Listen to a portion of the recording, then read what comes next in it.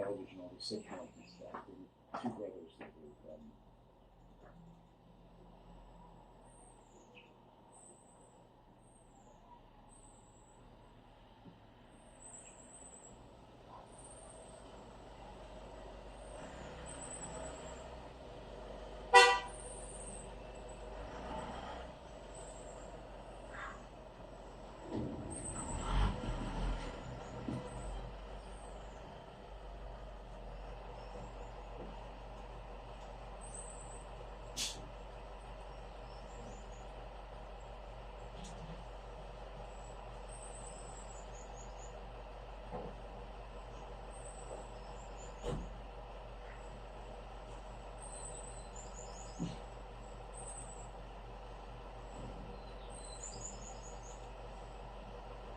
snap that jab out. Are you guys ready for another one? Let's go. It's round number 1 for your 20-minute all boxing heavy bag workout. We're going to coach you through this one. Subscribe to the channel if you haven't already. Round number 1, work your jab and then cover. Work your jab, lead shot, and cover. See Dave is on the corner, timer. That jab out, bring those hands back, cover. When you're working heavy bag, you change all the changing positions. Down the bag, working angles, positions, for a while. Lead as a punch. It's not heavy boxing hip workout. All of the combination. Jab, cover, tag, and out. 1, cover, 2, 1.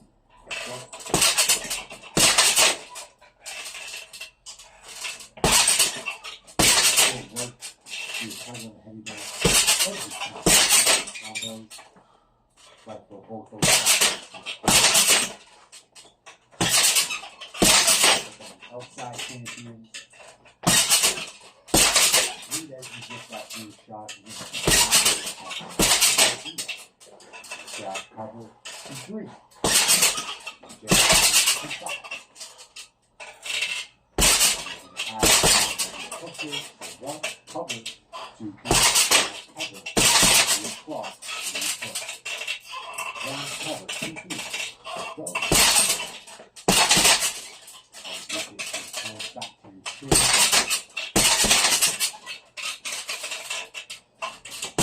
Okay, we're going to round number 1.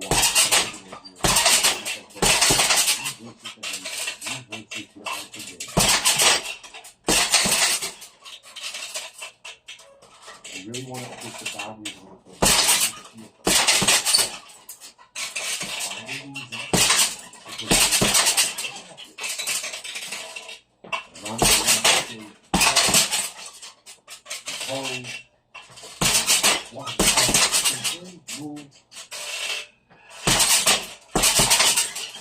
Now 1, 2 is non-stop. Go. 1, 2, 1.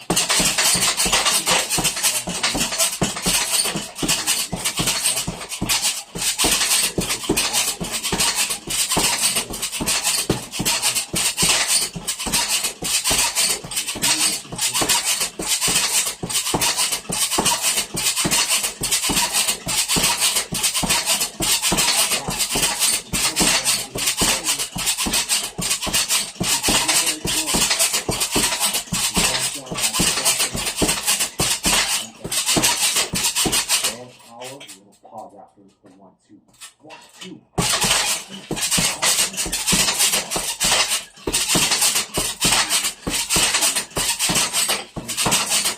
Quick rest.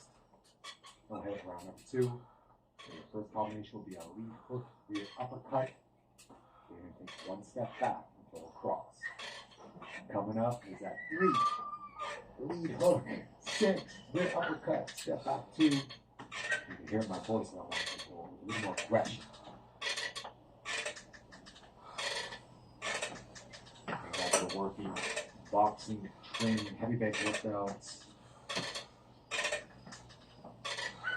Move with these boxing combinations. It's a 3, 6, step back 2.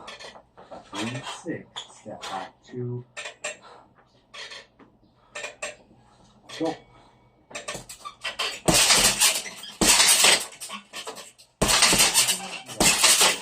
Listen, if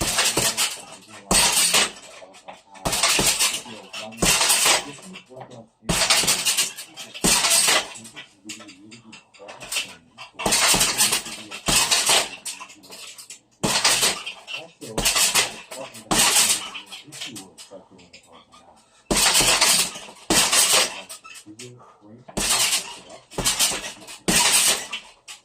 a boxing was always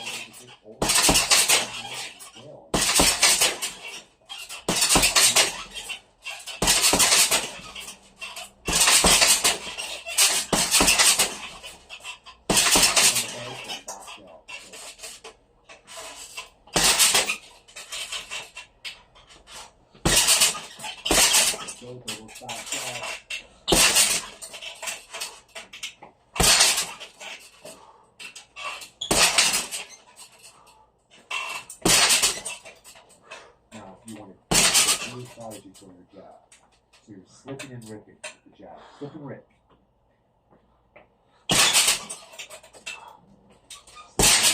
Double in. Let it go. It's up to you.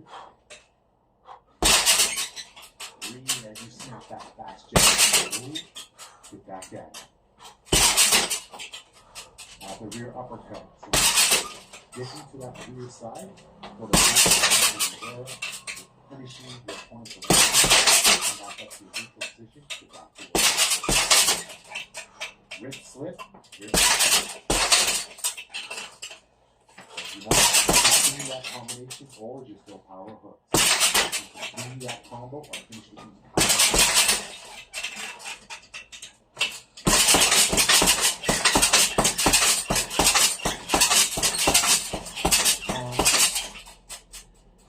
Here your coach is giving you water. And into that big boxing match coming up.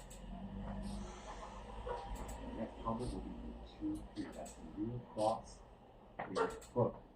So you throw on that cross from the back side, the rear side, and you throw on that deep hook from the lead side. Keep your hands up and on these combos. Walk up to the heavy bag. Look at Travis demo the action. And let's get ready to work. Ready?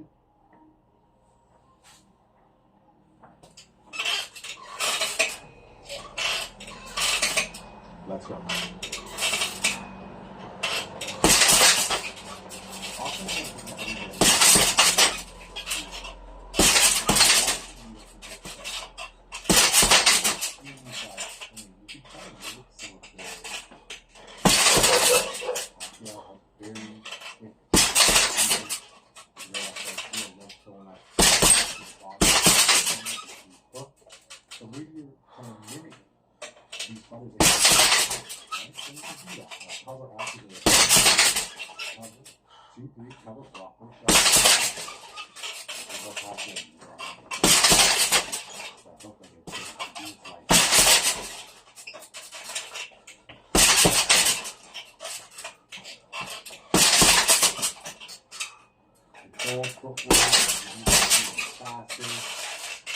Who are you? Just you or you kind of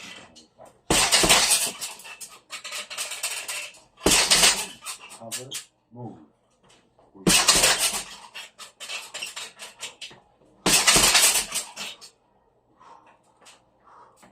You can still do your cover chain. Elbows are tight, taking a heartbeat. You can still see the target because you need to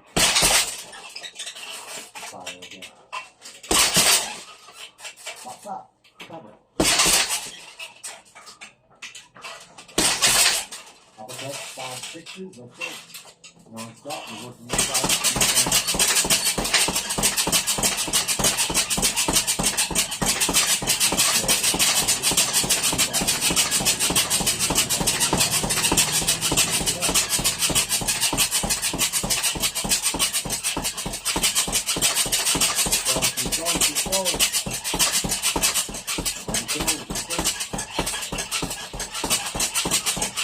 Rear cross, lead hook, cover, slip, cross.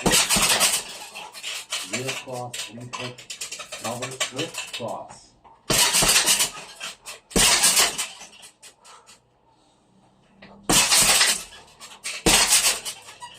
Let's go, guys. All the right hand off of the slip.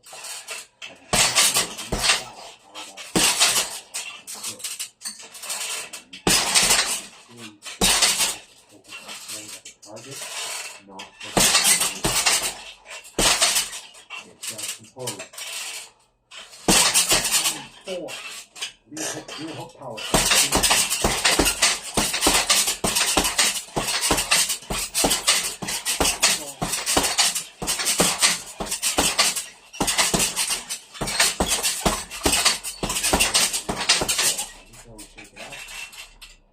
How'd you feel that one, guys? Push a little harder with this one. Again, so step in with a cover. Again, you're working your way in with that cover. And step out again. Jab and rear cross. So step in with a cover. 1, 2. Step back in, step in with a cover. Step out, one short step, jab cross. Step in, step out. 1, 2. Step in, high jab. Step out, jab cross. Let's go.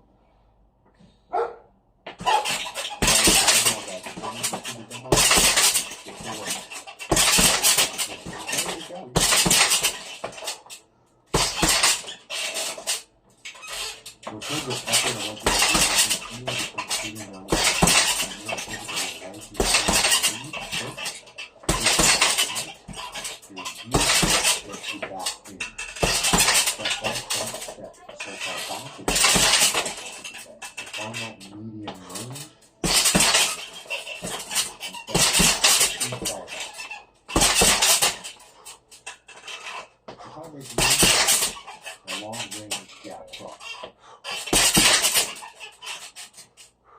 I believe that. Step back. 1, 2, 5. Step in high jab. Step back. 1, 2. Lead out the top. Let's go. Just using my legs and my power shot.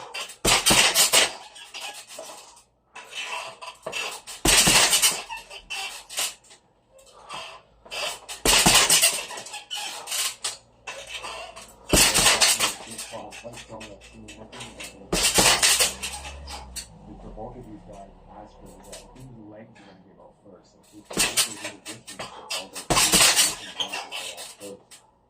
And that's usually where veterans come into play with it. And that means work your conditioning. So squat 2, squat 3. Let's go. So squat, lead hook, squat, rear cross. This is where you get your legs to fire. Let's go. Now we'll go back on you guys.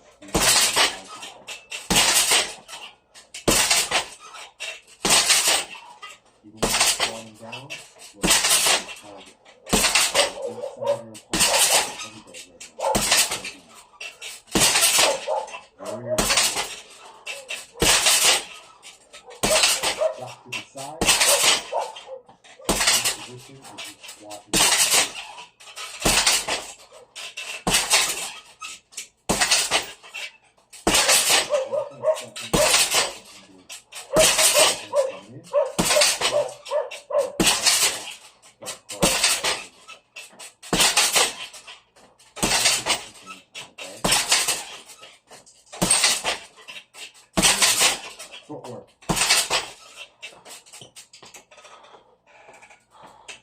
Are you a fighter or are you just moving around? Are you beginner or are you an expert?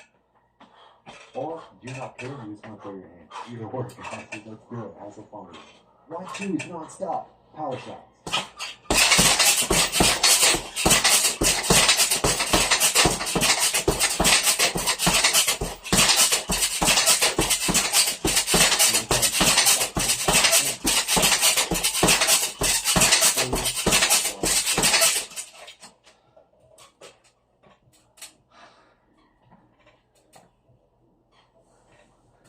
Now with round number 5, once again, I really want you to push hard and just think of being a little more aggressive with this round. So you're going to do an aggressive attack. And just think about stepping forward with a quick lead hook. That's number 3. Step forward and attack first with that lead hook. You're going to dip your rear shoulder to wind up this lead hook just like this and step in and snap that lead hook. Pop, like that. Wind the shoulder. Wind the torso and the hips, step in and snap it. Let's go. There you go. When you land, now on from your left, you get ready to go back to it. Work it, guys. Breathe with it. Wind. Get in there. Snap the hook.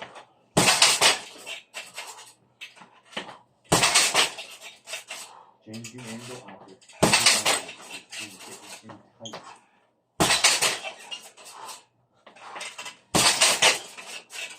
Especially if you miss, don't overlap with all this stuff in. Just change the angle right away. Now we're going to pivot. Add the pivot to it. So step in, hook, pivot. Step in, step in, pivot, stop. Some combination of rear cross, lead hook, pivot, cross. Different than the freedom of everyday this is more of a gradual build. Gradually, and all of them having adding power where you want, adding speed when you want. It's all training.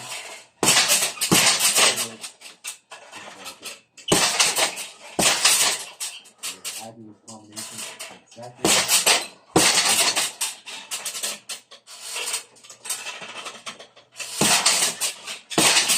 Keep going.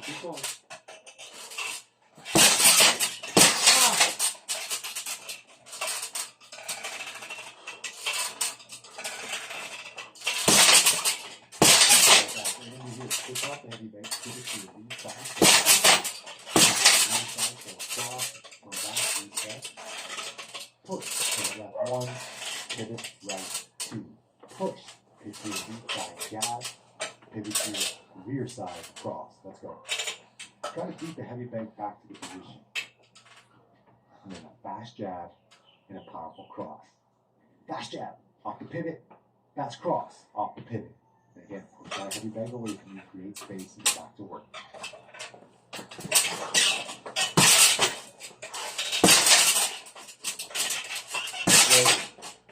Movement, boxing, entertainment. We're working, guys. Keep going. I know you're not going to stop moving. I know you're not going to stop moving. But often sometimes you're faced with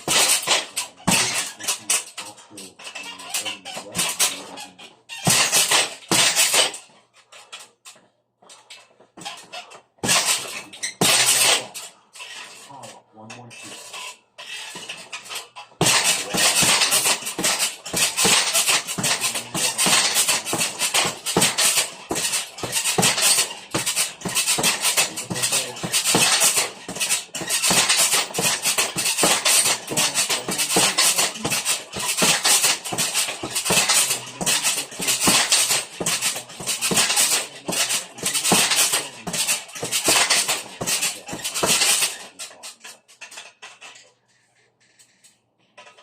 Round number 6, you're going to step in with a jab, rear hook, 5 lead uppercut. So it's a step in, 1, 4, 5, cover, and then duck back.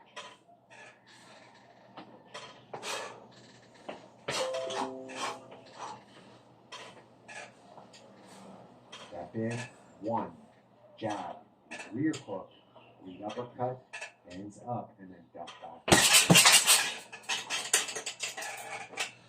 Take your time with this. You can start to move now. Do it with us on screen. There it is. Travis taking you through. Boom, boom, boom.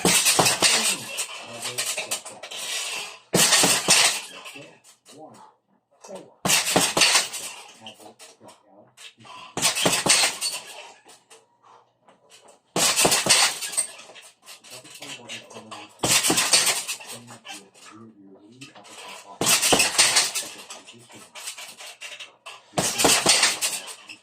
Step in a little, and then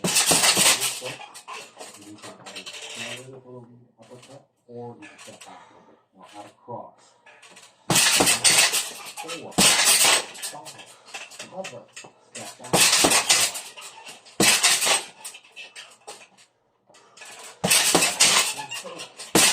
Cover, duck out.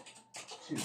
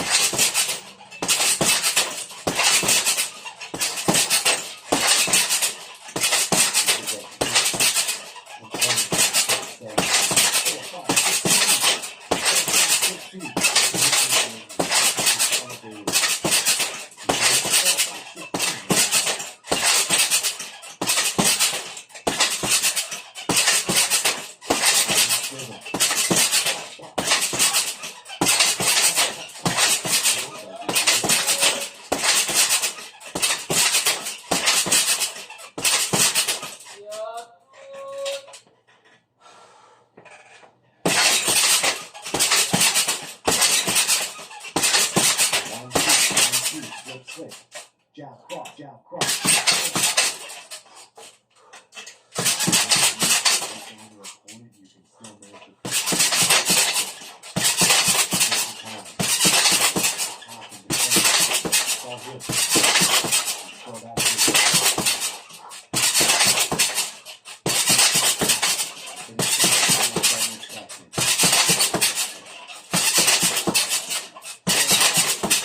Again, 4, 5, 6, you get finished.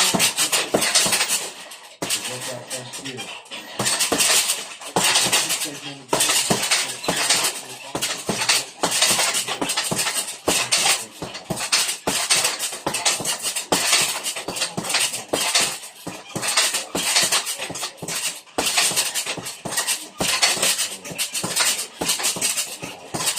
Subscribe to the channel if you like our workout.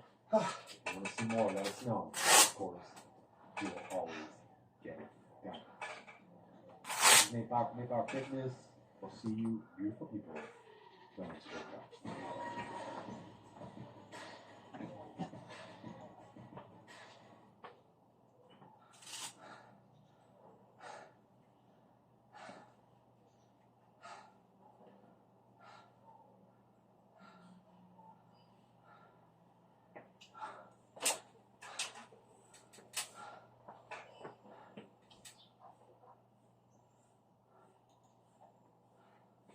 In less than a lifetime, Rwanda has gone from an impoverished state riven with violence to one of Africa's safest and most prosperous economies. Its streets are clean, violent crime is down, business is booming, and the GDP has grown 15-fold since 1994.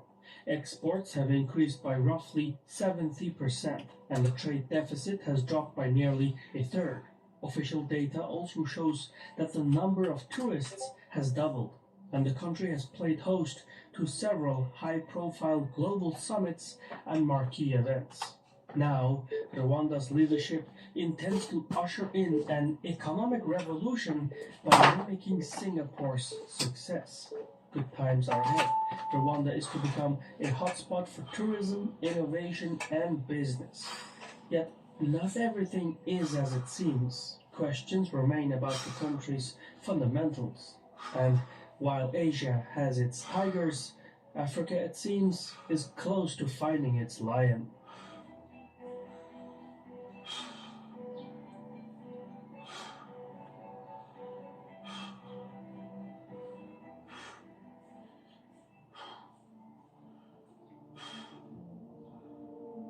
Known as the land of 1,000 hills, Rwanda is a tiny, landlocked state in East Africa, roughly the size of Albania. Wedged between Uganda, Tanzania, Burundi, and the Democratic Republic of Congo, its subtropical highland climate protected it from the ravages of malaria, the tsetse fly, and historically European colonization. Over time, it developed into an agrarian, semi-feudal kingdom where economic and social status centered around cattle ownership. Those with cattle, loosely known as the Tutsi, could lend their draft animals in exchange for service. But those without cattle, known as the Hutu, had to work the land for subsistence. Ergo, the divisions within the Rwandan society were already in place when the Europeans showed up. Belgium, as a result, had no trouble engineering divide and rule. Ethnic Tutsis were integrated into the colonial apparatus. Collaborators enjoyed rewards, including status, wealth, and education. In turn, colonial administrators extracted taxes, raw materials, and cheap labor, primarily from the ethnic Hutu underclass. This not-so-subtle disconnection led to a radical Hutu consciousness that persisted following independence in 1962. The advent of Rwanda's current Tutsi leader, Paul Kagame, came out of the resulting crisis. It didn't last though. A coup ushered in a Hutu dictatorship in 1973. Kagame tried to return to power, but French intervention prevented him from doing so. After back-and-forth negotiations, a power-sharing deal was settled. This arrangement, however, only lasted until the Hutu president was assassinated in April 1994. Thereafter, with French assistance and intelligence, Hutu militias waged an annihilation campaign against their countrymen, who happened to be Tutsi. In just 3 months, roughly 1/10 of Rwanda's population was wiped out, mostly with machetes, rifles, and blunt instruments. Kagame was able to stop the onslaught by staging yet another intervention, and after becoming Rwanda's effective leader, he was tasked with rebuilding a shattered nation and repairing ethnic divisions. Yet the path forward was not immediately obvious. Unusually for Africa, Rwanda has scant mineral wealth. Thus, economic reform required extensive planning to move away from agricultural dependence. To this end, in the year 2000, the government established Vision 2020, a 2-decade economic development strategy that sought the effective distribution of scarce resources and the cultivation of favorable investment climate. Chiefly, the plan sought to establish an effective rule of law. This would eliminate graft and corruption, introduce regulatory coherence, and minimize political unpredictability and risk. The policy seemingly paid off. Since 1994, Rwanda has experienced steady economic growth, with its GDP climbing from $753 million to $11 billion, with a comparable rise in per capita figures. Corruption is also remarkably low by African standards, and the homicide rate is half that of the United States. Meanwhile, according to government statistics, nearly 1 million Rwandans have been lifted from poverty. These metrics show incredible progress for a nation just 1 generation removed from a brutal mass killing. But Rwanda isn't done yet.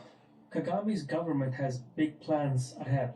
In laying the ideological groundwork for Rwanda's development, officials have drawn extensively from the case of Singapore under the leadership of Lee Kuan Yew. This includes leveraging capital inflows and GDP growth to improve infrastructures, healthcare, education, and utilities. In theory, this generates a feedback loop, drawing in more investment. The economy is also boosted by foreign aid to the tune of $1.3 billion annually, accounting for 2/5 of the country's budget. As such, Rwanda scores well on measures that track business friendliness, including registering businesses and assets, gaining construction permits, access to electricity, contract enforcement, credit availability, and insolvency resolution procedures. In addition to infrastructure and utilities, Kagame wants to steer foreign investments into the technology sector. The plan is to move away from subsistence agriculture and move towards advanced, ecologically sustainable farming to raise export revenue. Other developments are afoot in informatics, communication technologies, artificial intelligence, and data collection. For instance, Rwanda has joined with Japan's space agency to launch meteorological satellites and has used drone technology to deliver blood samples to rural communities. Most important for national prestige, though, is the modernization and expansion of the national carrier, Rwanda Air, a policy that mimics the success of Singapore Airlines. Rwanda's copy and paste policy tends to emphasize looks over substance, but in politics, the image one projects is the image others perceive. For example, the cleanliness and safety of Rwanda's capital, Kigali, has allowed it to draw marquee events like the FIFA Congress and the Commonwealth Summit. These PR events have not only kept Rwanda in the news for positive reasons, but they have also helped to overcome its sheltered reputation that is bequeathed by history. But there is more substance than meets the eye. Singapore is not Kagame's only influence. Following China's lead, Rwanda established special economic zones in its capital, with some key investors being Chinese firms. Clothes, sanitary products, and intermediate goods are now being produced on the Rwandan soil. Meanwhile, Rwandan farmers are gaining access to yield-boosting technologies. In essence, Beijing is sounding out Kigali as a possible trade and logistics hub for its African commerce. But though the development of the local industry is welcome, some Rwandans are upset that not enough opportunities are being thrown their way. The actual level of dissent is hard to assess, however. Despite its economic gains, or perhaps as a precondition for them, Rwanda has minimal political opposition. The last election in 2017 showed a 99% approval for the ruling leader. The legislature acts as an effective rubber stamp, and civil liberties are sharply undermined, so much so that the constitution was actually amended in 2015 to allow Kagame to bypass term limits. Still, despite his democratic shortcomings, Kagame has done a remarkable job in improving the country all around. And while his approval rate may not reach the official numbers, it no doubt exists to a substantial degree. And so long as the world wants to be misled, it will find politicians willing to oblige. Even so, while Kagame has learned lessons from Singapore, there are clear geographic differences that complicate direct comparisons. For starters, Rwanda is landlocked, while Singapore is an island. The latter's port facilities and location within the Malacca Strait make it a natural hub for the world commerce. Rwanda, by contrast, is subject to transport costs emanating from its inland position and highland geography. And no matter how much it pursues a favorable investment climate at home, it is still subject to the policies and whims of the surrounding countries that connect it to the outside world. Over time, this may lead Kigali to adopt a more service-based economy by bolstering its communications and internet infrastructure, thereby eliminating the physical geographic barriers that stand in its way. In this, it may be more sensible to lift a page from the landlocked Switzerland's book than Singapore's. But regardless of which success story to follow, Rwanda faces a second complication. one that is literally beyond its control. All trade and investment hubs are somewhat parasitic on the surrounding economies. Singapore can draw sustenance from the surrounding Asian giants, just as Switzerland can from Europe.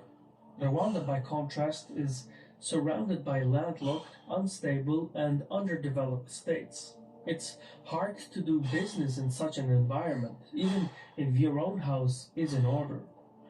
The final issue in Rwanda's roadmap to prosperity lies in the numbers, specifically believing the official statistics. The methods and classification techniques used to measure progress in the country have shifted dramatically during the presidency of Kagame, so it stands to reason that the official numbers are no more honest than the political polls. Minimal data from outside agencies exist, and that which does paint a mixed picture. For instance, the United Nations Development Programme rates Rwanda's living standards below average for sub-Saharan Africa. Meanwhile, the World Bank claims 2/5 of Rwandans are still in poverty. So, whatever one thinks of Kagame's leadership, few would dispute that further improvements are necessary.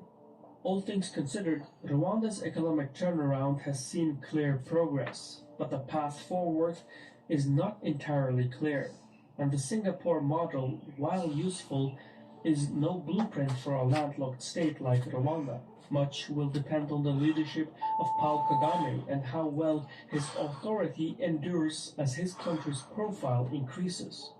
For now, though, Kagame's leadership is secure, as his stature shields him from criticism, because image is everything in politics. And once a leader gains a reputation as an early riser, they can't sleep until noon.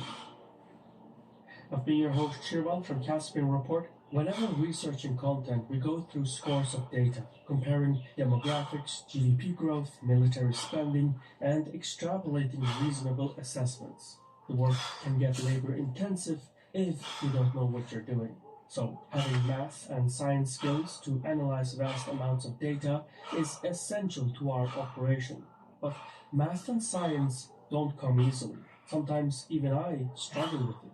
That's why I went through an introductory course on data analysis fundamentals by Brilliant.org. It took me through the basics I knew, tested my understanding, and explained the correct answers in detail whenever I got something wrong. The whole experience felt like having a personal teacher explaining things and walking through the problems I faced. It's the best way to learn math and science interactively. And you can take the course I did on data analysis fundamentals or one of Brilliant's thousands of other lessons like advanced math, artificial intelligence, data science, neural networks, etc. New lessons are added monthly, so you know you're getting a terrific deal. And best of all, you can try out everything Brilliant has to offer completely for free for a full 30 days by visiting brilliant.org/Caspian Report or by clicking the link in the description. The first 200 people using our link will get 20% off Brilliant's annual premium subscription. That's a pretty good deal. Investing in yourself, in your skills, is the best kind of investment you can make. And as always, thank you for watching, and so.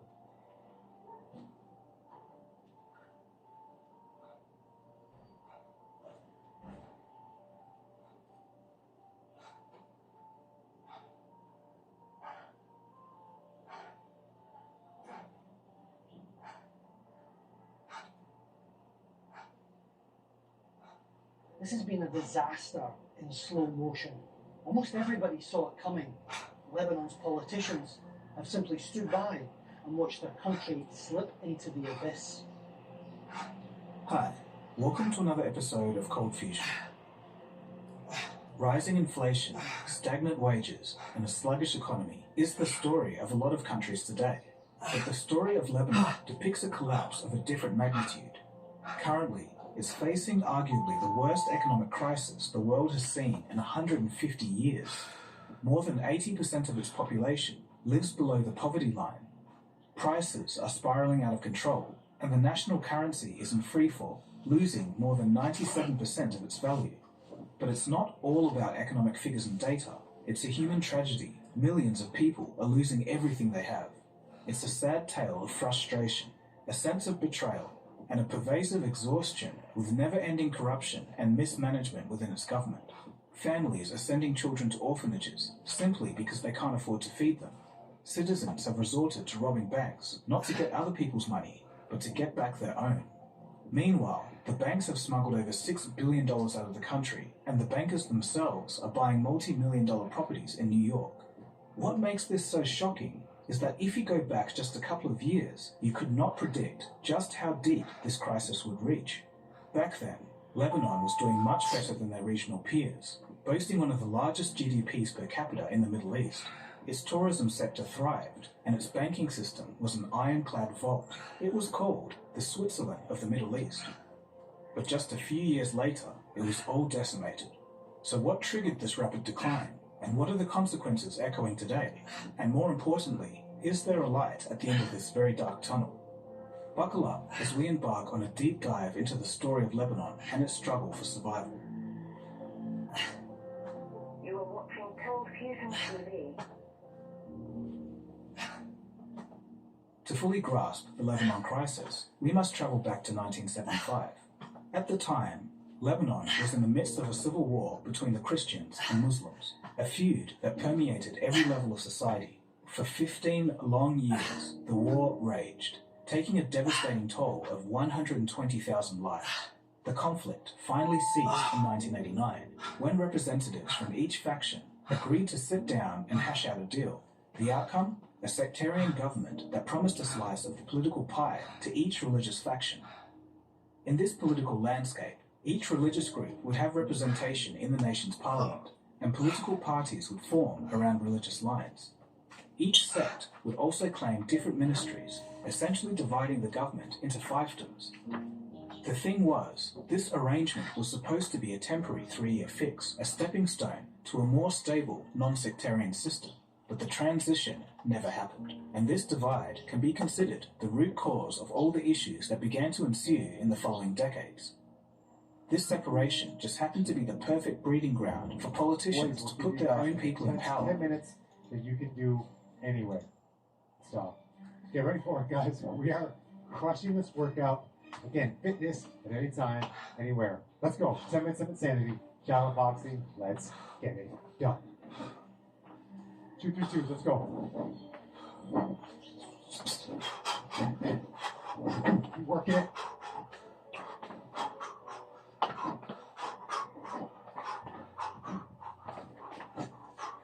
Get those hands up there. Move a little bit.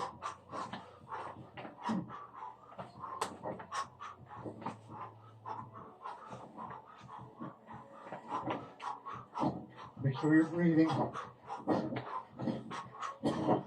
3, 2, 1. Split lunge and hold. Let's go. Hold. Hold. Hold. Hold. Flex your quads when you're holding. Hold it. Hold. You can move a little bit. Hold. One more. Hold. Shift. 5, shift 6.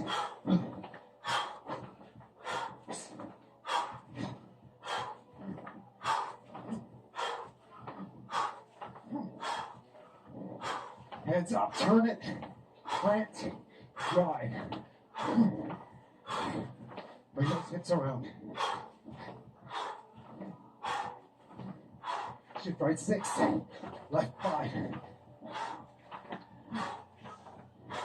Work the outside.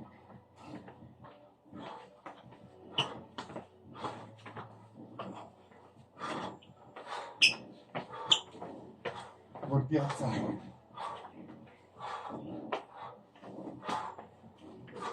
That movement is what walking. This is your rest.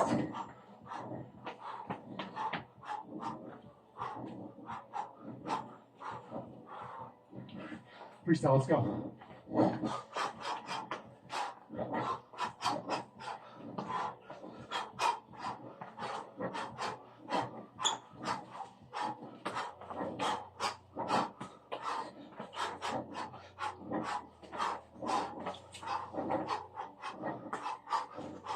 Right knee.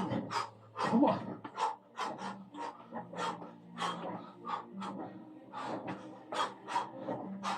Go 2, 3, 2.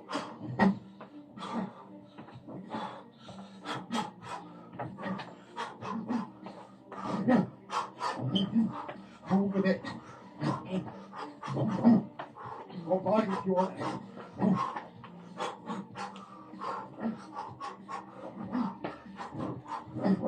Non-stop.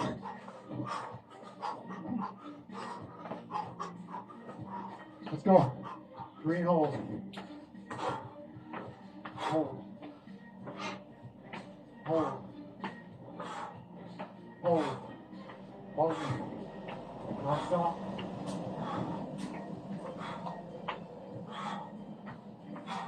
High pace, guys.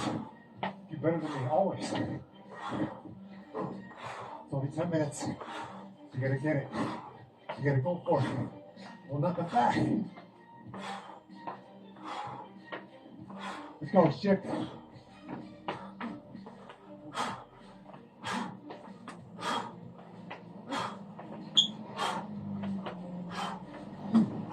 Visualize my chin. Get it.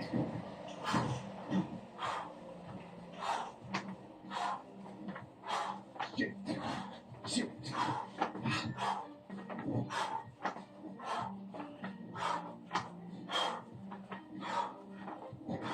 Work the outside, come on. Light punches if you want. Head movement.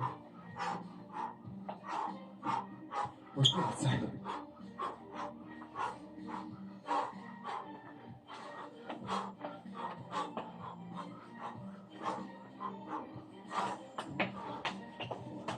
Less than 10. One move. Let's go, freestyle.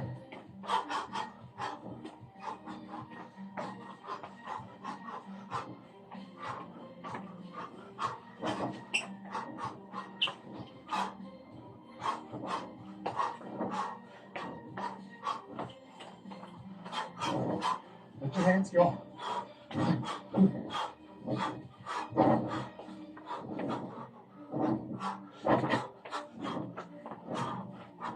Almost there. Let's go. 2, 3, 2. Set 3.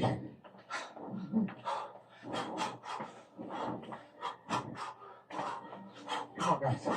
4 sets total.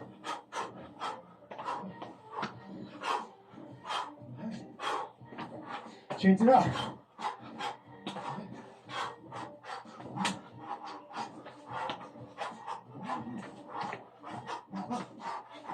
One more.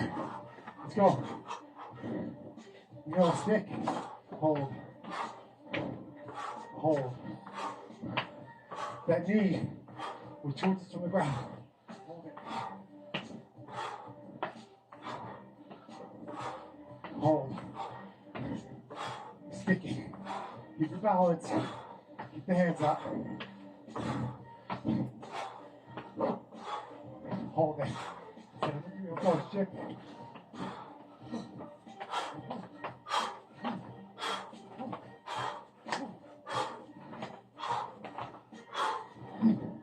Visualize my chin.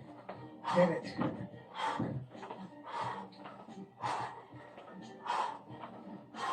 Shift. Shift.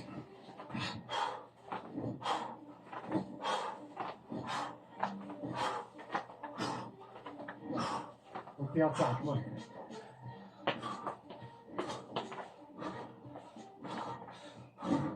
You don't think I don't put in work too, guys. Right? I put in work. So you guys put in work.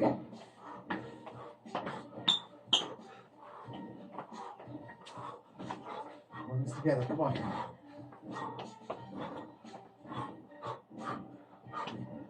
Freestyle.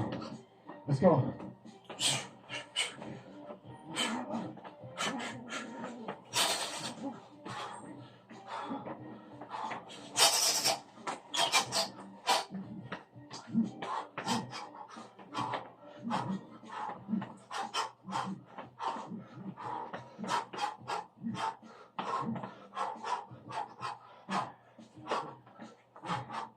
almost there.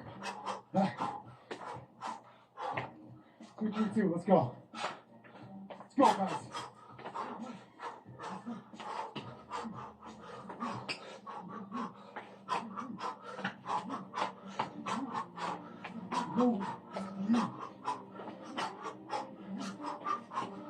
Go in back.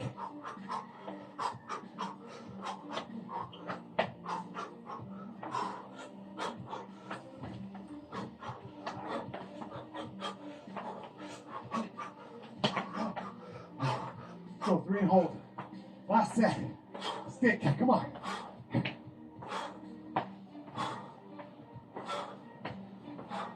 Come on. Stay with me. The ultimate burnout series. Time crunch series. Mental toughness. Always time to get it done. Woo. Let's go. Shift.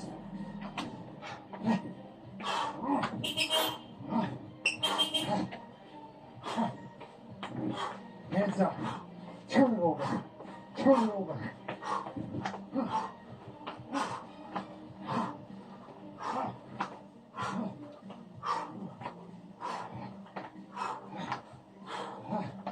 Come on, Jake. Master to me. Keep control. Work the outside.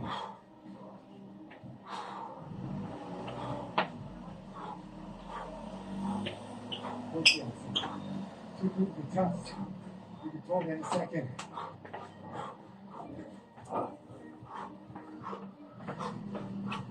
Alright. You can still throw it in a second.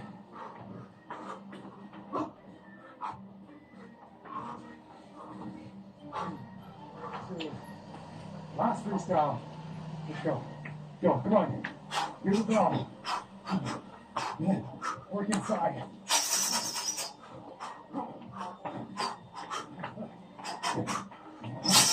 Work inside.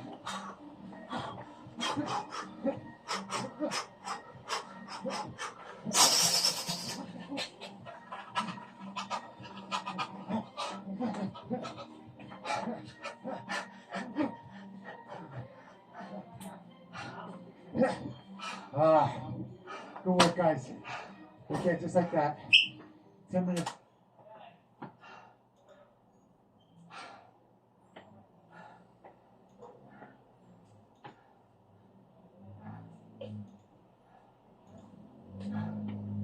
He who dwells in the shelter of the Most High will abide in the shadow of the Almighty. I will say to the Lord, my refuge and my fortress, my God in whom I trust. For he will deliver you from the snare of the fowler, from the deadly pestilence.